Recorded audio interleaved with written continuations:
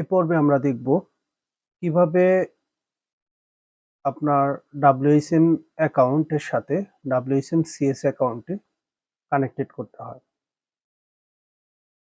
তো চলুন, প্রথমে আমাদের যেটি করতে হবে, আমাদের সিস্টেম সেটিংসে আসতে হবে, আমাদের সার্ভারে আসতে হবে, এখান থেকে অ্যাড নিউ সার্ভারে আসতে হবে এবং আপনার হোস্ট নেম অথবা আইপি অ্যাড্রেস দিতে হবে। তো আমাদের সার্ভারের হোস্ট নেম হচ্ছে এটি, আমরা এটি কপি করে নিলাম, এখানে দিয়ে দিলাম। এখানে মডিউল থেকে যদি সার্ভার আপনার cpanel হয়, যেহেতু আমরা cpanel দেখাচ্ছি, এটা বাই ডিফল্ট সেটআপ থাকে, তাই আমরা এটা দেখাইনি। এরপর হচ্ছে আপনার লাগবে হচ্ছে সার্ভারের ইউজার নেমটি কপি করে নেবেন।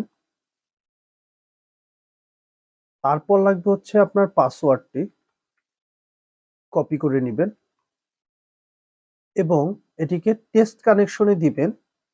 যদি এটির ইউজার পাসওয়ার্ড এবং লিঙ্ক ঠিক থাকে তাহলে সেটি কানেক্টেড দেখাবে এবং আপনাকে গ্রিন সাইন দিবে। তারপর এখানে দেখুন সার্ভারের আইপি অটোমেটিক্যালি বসে যাবে, আপনার কোম্পানির নাম, ইউজার নেম নেম সার্ভারটি বসে যাবে। আর এখানে চাইলে আপনি পার লাইনে, আপনার যদি অনেকগুলো আইপি থাকে ওগুলো লাইন বাই লাইন দিতে পারেন।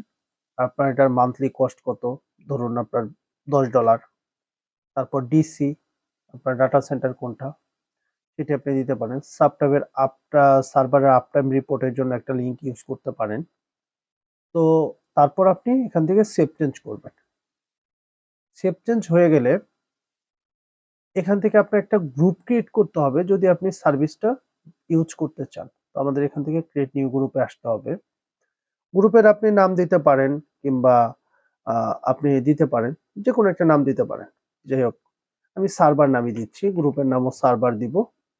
দেন হচ্ছে এখান থেকে সার্ভারে ক্লিক করে অ্যাডে ক্লিক করবেন, এপাশে চলে আসবে। দেন আমরা সেভ চেঞ্জ করব।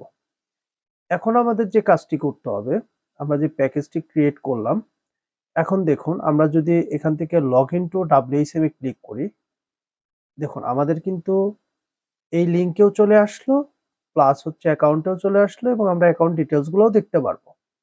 ওকে, ফাইন। তাহলে হচ্ছে আমরা আমাদের অ্যাকাউন্টের অবস্থান দেখতে পারলাম, কতগুলো অ্যাকাউন্ট আছে, এবং আমরা ডিরেক্ট WHM এ এভাবে 2087 দিয়ে ঢুকে আমরা যে আমাদের পাসওয়ার্ড লাগতো সেগুলো ছাড়াই আমি লগ ইন টু WHM দিয়ে আমি লগ ইন করতে পারছি। তার মানে আমাদের ফার্স্ট স্টেপ অটোমেটিক হয়ে গেছে।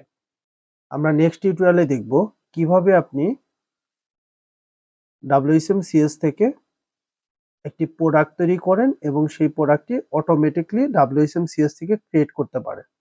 ধন্যবাদ সবাইকে।